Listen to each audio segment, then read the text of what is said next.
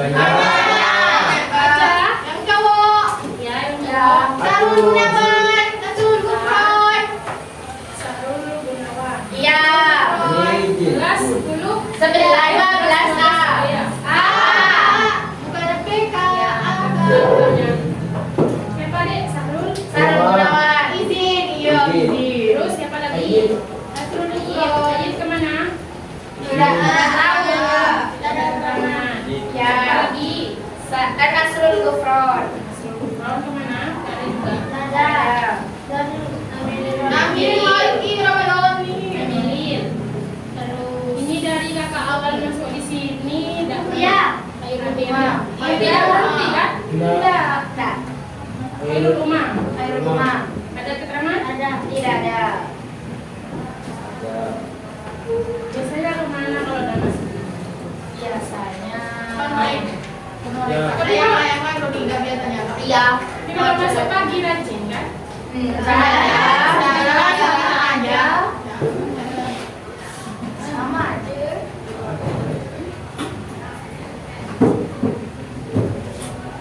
Jadi ke pertemuan kemarin kan kita membahas yang berdua, yaitu sumber hukum Islam yang mukhtalaf.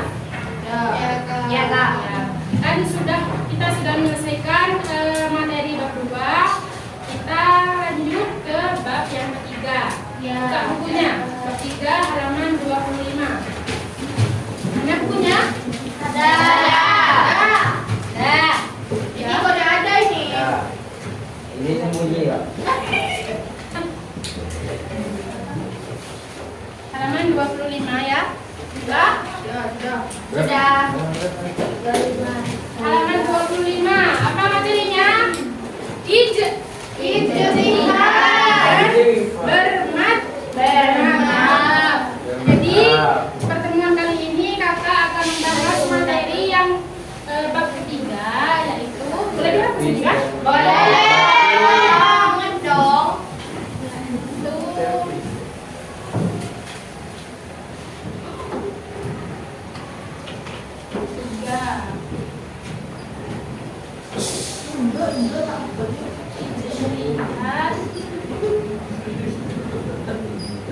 Sudah ada nggak ini kak? Ada kak.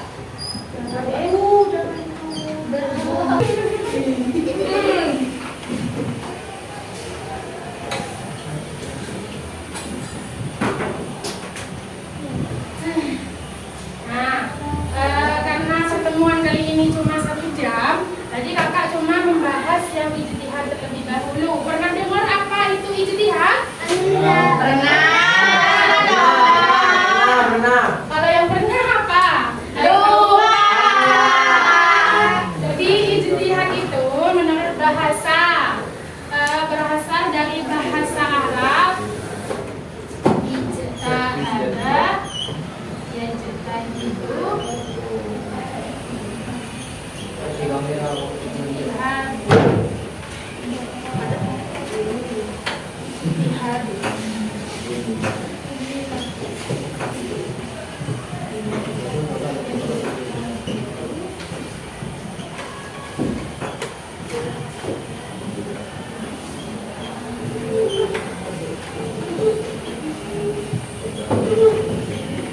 berasal dari bahasa Arab ilmani ijtihada, yang artinya apa kak? Yang artinya adalah bersungguh-sungguh. Kan pernah dengar kalian tuh tentang jihad fisabilillah? Saya kan pernah dengar ya. Jadi itu artinya bersungguh-sungguh dalam jalan menuju Allah. Ini kan ijtihad saja. Itu artinya bersungguh-sungguh. Bersungguh-sungguh menurut apa kak? Di sini itu kalau menurut ulama usul fikih, ijtihad itu mengerahkan segenap kemampuan dalam rangka mencari dugaan kuat dari hukum yang telah diusahakannya. Imam Ghazali mendefinisikan sebagai usaha dari seorang mujtahid. Seorang mujtahid itu orang yang sedang berijtihad, istimaqulna ijtihada, mengupayakan untuk mengetahui atau menetapkan hukum syariat. Jadi hukum yang tidak ada pada masa kini, contohnya hukum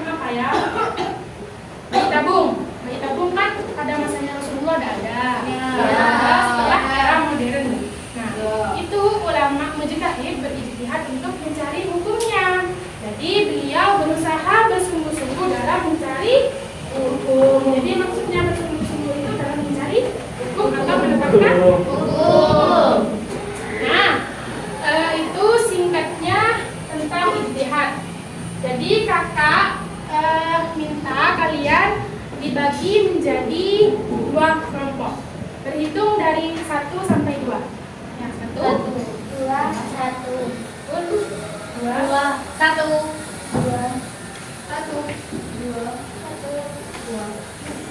2. Abidin 2.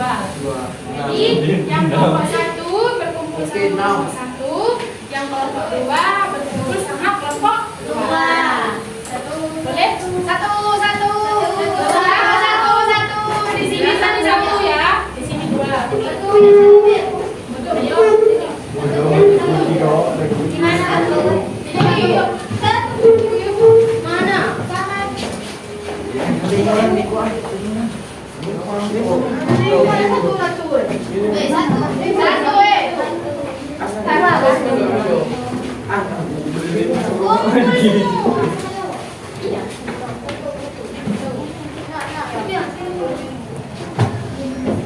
Sekarang kakak pengen hiasi kalian satu contoh.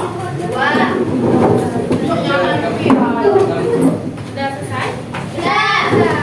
Jadi kakak akan memberikan kalian suatu persoalan yang ada di tengah masyarakat atau di sekitar kita yang biasa terjadi. Contohnya nih, ijtihad itu jadi seakan-akan kalian di sini ini seorang mujtahid.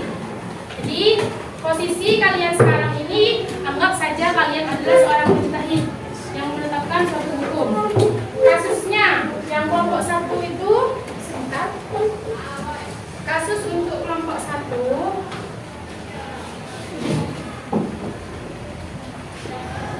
Nah, kalau kalian pernah dengar atau pernah mengalami yang namanya belanja online sistem COD?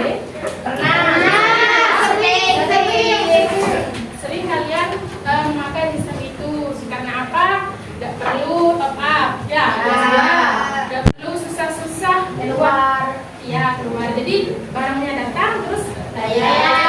Kalian pernah mikir gak takut barangnya itu rusak?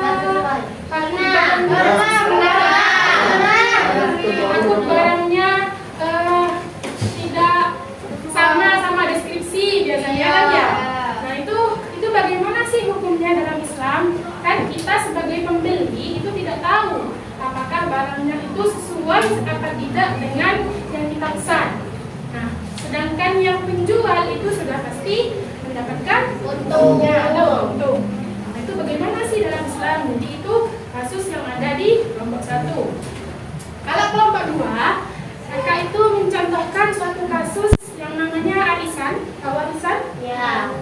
Nah, kalau arisan itu biasanya kan setiap orang itu setiap pertemuan arisan atau tidak perlu pertemuan, cuma lewat grup misalnya diminta uang sebulan sekali atau 2 minggu sekali biasanya ditarget. Misalnya setiap pertemuan itu 100.000. 100.000 kalau 20 orang berarti berapa arisannya? 2 juta. Itu biasanya kan ada kasus yang pegang uang arisannya bawa kabur. Iya. Ya. Nah, terus ada juga kesempatan buat sebagian orang tidak bayar arisannya, misalnya belum punya uang.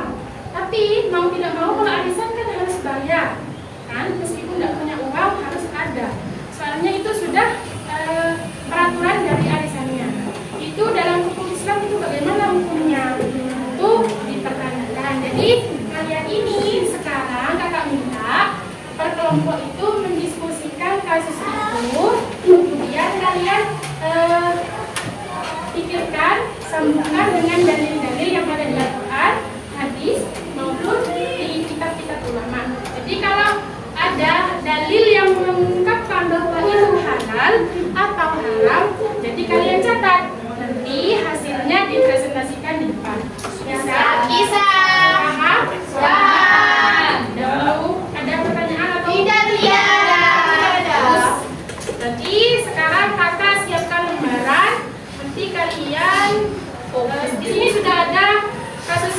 Jadi kalian tinggal mendiskusikan kesimpulan dari kasus yang kalian dapat dan hasil diskusi dari teman kelompok ya, bisa? Ya. Jadi perwakilan 1 atau 2 orang yang ada di depan. Ya. Bu.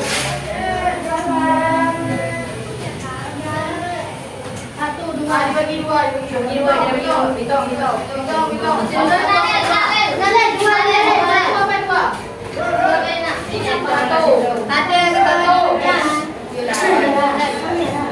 Geser ke sana nih coba. Tidak bisa. Itu di sana.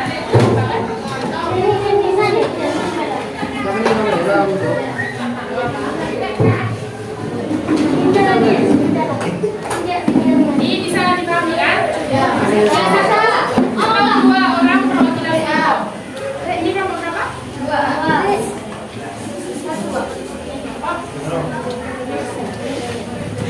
Sebelum kita mulai diskusi, kakak minta waktunya untuk ice breaking. Coba berdiri semuanya, diri. Diri deh.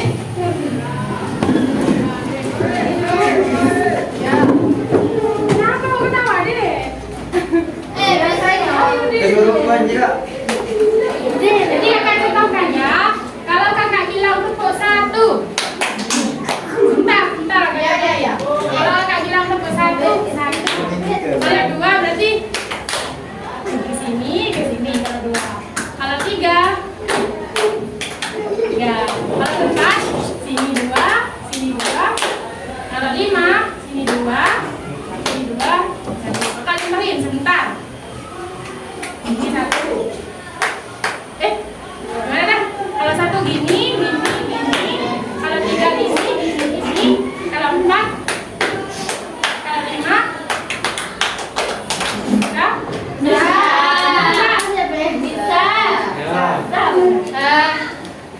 Coba. Tepuk 1. Tepuk 2. Tepuk 3. Tepuk 4. Gini deh, nadanya gini kalau 4. Itu, bisa? Nah, dari 1 ya. Kalau 5 berarti gini. Nadanya, ya, ada nadanya. Jadi kalau 4 itu gini. Itu kalau 4. Kalau 5. Tuh. Bisa kan? Ayo, tepuk 1. Tepuk 2. Ya, tepuk 3. Tepuk 4. Tepuk 5. Ya, bisa? Bisa. Kita mulai 1, 2, 3. Tepuk 1. Tepuk 2. Tepuk 3. Tepuk 4. Tepuk 5. 5 kali tepuk 5.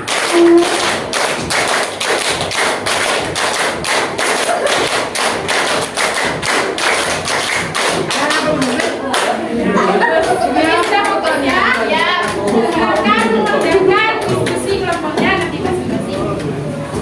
Minta waktu berapa menit? 15 menit. Oke, 15 menit nanti presentasi ya. Mulai dari kelompok 1 baru lanjut kelompok 2. Silakan berdiskusi.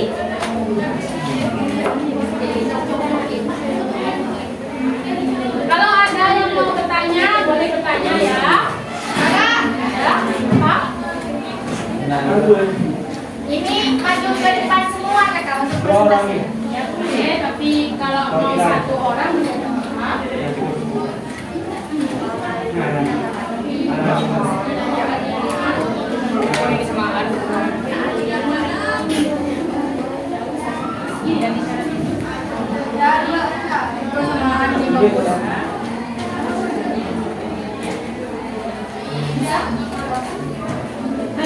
Nanti kalian sebelum baca hasil presentasinya, kasusnya dibaca dulu, nanti baru simptomnya, terakhir syarat.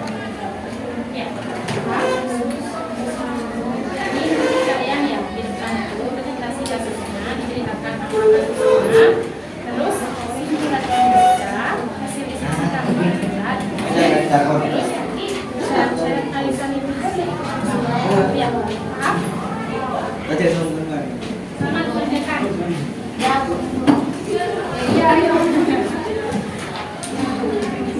Sepertinya sudah mengerti kakak. Ini dari yang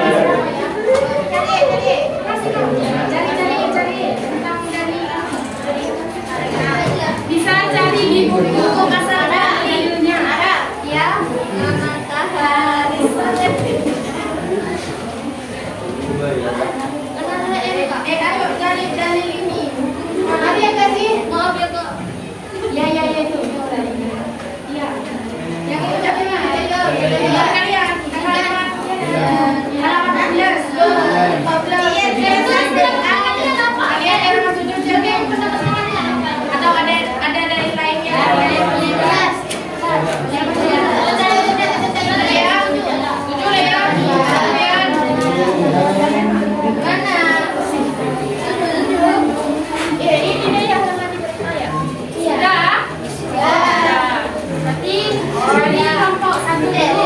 Silakan kelompok 1 maju presentasi. Teman yang kelompok 2 perhatikan ya. Iya. Surat siapa aja yang bisa?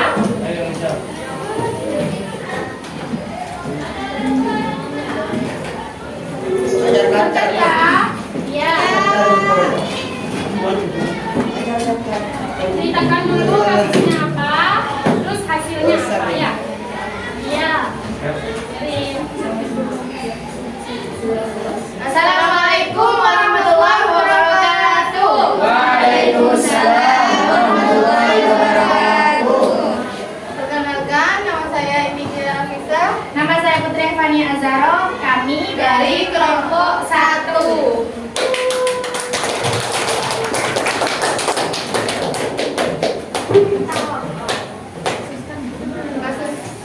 Kasus di kalangan masyarakat banyak orang belanja dengan sistem COD, cash on delivery. Barang diantar kurir ke rumah lalu baru membayar saat barang sampai. Kadang pembeli menolak barang karena tidak sesuai. Hasil diskusinya apa? Pertanyaannya dulu dibaca. Ada pertanyaannya itu? Ada kemungkinan barang tidak sesuai pesanan. Kadang pembeli menolak barang padahal kurir sudah membawa barang tersebut. Apakah boleh jual beli COD? Kenapa? Jawabannya apa? Yang kelompoknya kalian? Jadi jawaban dari kelompok kami, sistem jual beli COD hukumnya boleh karena ada akad yang jelas. Barang bisa dicek lebih dahulu sebelum dibayar dan ada kerelaan antara penjual dan pembeli. Serta jika ada kerusakan boleh dikembalikan asal sesuai dengan kesepakatan kedua belah pihak. Ada beberapa syaratnya juga. Jadi yang pertama, barang yang dijual itu halal. Yang kedua, barang jelas deskripsi dan kondisinya. Yang ketiga, harga disepakati di awal. 4, tidak ada penipuan. 5, pembeli membayar tepat waktu ketika barang sampai. Sekian presentasi dari kelompok kami. Ada pertanyaan? Ada pertanyaan? Tidak ada. Paham ya? Paham. Bagus. Tangan untuk kelompok 1.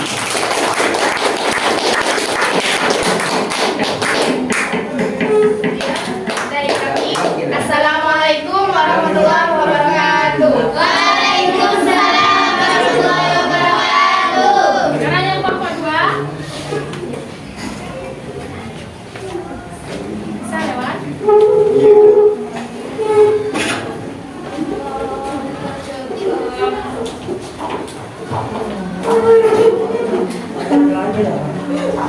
Assalamualaikum warahmatullahi wabarakatuh. Waalaikumsalam warahmatullahi wabarakatuh. Kami dari kelompok 2 akan mempresentasikan tentang kasus yang kami diskusikan tadi.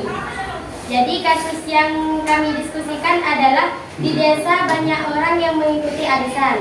Kalian sudah tahu ya arisan ya? Ya. Kita menyetor uang sejumlah tertentu setiap bulan. Lalu undian kan giliran ya. Dan anggota yang terpilih mendapatkan yang arisan. Misalnya setor 100.000 berarti menerima 1.200.000 karena jumlah anggota arisannya adalah 12 orang. Pertanyaannya adalah, apakah hal ini adil dan sesuai syariat Islam? Kelompok kami mendiskusikan, hasil diskusi kami adalah arisan hukumnya boleh atau mubah karena termasuk bentuk kerjasama dan tolong-menolong dalam kebaikan. Bukan termasuk riba selama tidak ada tambahan bunga, tidak ada denda, dan aturan pelaksanaannya jelas serta adil bagi semua anggota. Nah, tapi arisan ini ada syarat-syarat tertentu juga. Syarat-syaratnya akan dibacakan oleh Mbak Zahro. Yang pertama, Syaratnya yaitu setoran jelas jumlahnya. 2. Giliran penerima ditentukan dengan adil, misalnya diundi. Nomor 3. Peserta berkomitmen sampai arisan selesai. Sampai di sini ada yang mau ditanyakan? Tidak. Aman semua ya?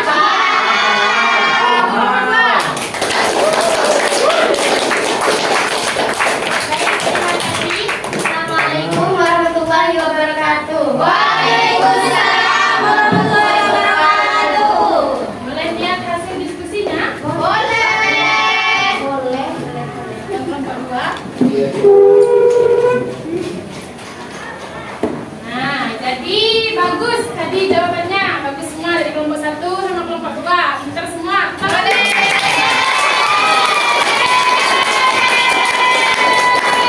Jadi di kelompok 1 tadi kan kasusnya jual beli COD. Iya.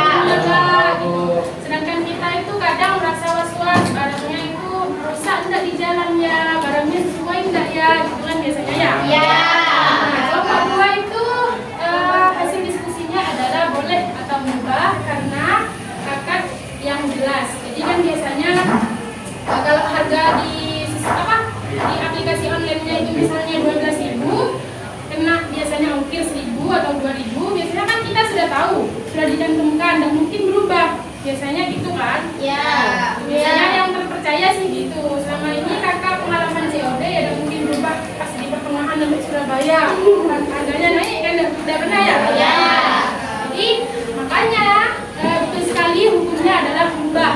Karena dari awal memang kan kita sudah dikasih deskripsi, sudah ada kejelasan harganya berapa, terus kita juga dijamin nih, misalnya barangnya belum sesuai atau rusak.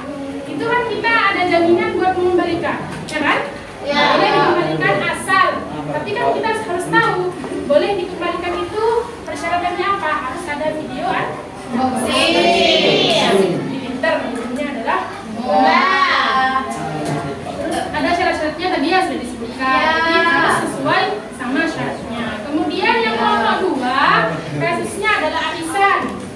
Pertanyaannya itu apakah adil kak? Karena apa? Biasanya nih kalau diundi yang ini dapat duluan, terus yang itu kan nggak pasti kan. Kadang yang paling sering, yang paling rajin bayar itu biasanya belakangan kan nggak tahu kita ada adil. Biasanya kalau kedengarannya tidak adil. Ya. Cuma itu kan sudah kesepakatan teman-teman arisan, ya kan? Ya. Jadi mereka itu rela mau menang arisan belakangan atau menang awal, itu kan mereka juga rela karena yang namanya arisan memang sistemnya seperti itu. Tapi syaratnya setorannya harus jelas ya, kalau orang ini 100 yang lainnya juga 100.